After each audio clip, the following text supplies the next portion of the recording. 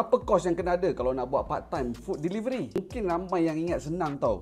Ada motor, isi minyak, open apps terus jalan. Jom kita kira kos yang terlibat untuk seorang rider. Yang pertama sekali kena ada motor. Installment sebulan kalau masih loan RM240.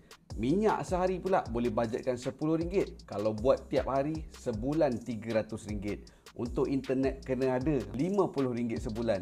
Untuk maintenance motor boleh readykan jugalah RM40 ke RM50 sebulan. Total up cost untuk rider makanan ni adalah RM640 sebulan. Tapi ada lagi satu kos yang memang rider lupa nak kira. Kos risiko.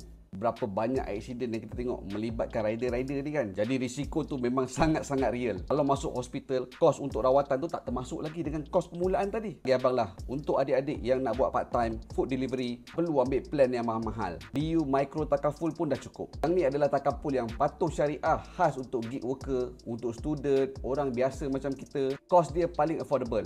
Bermula daripada 80 sen je sehari. Jauh lagi murah daripada kos minyak. Bila nak register pun senang je. Penting adik-adik dah buka akaun BU. Install dekat phone, tekan discover, pilih Micro Takaful.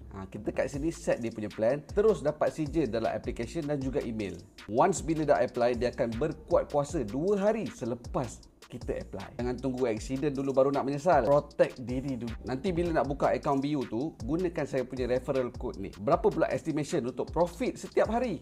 Komen part 2.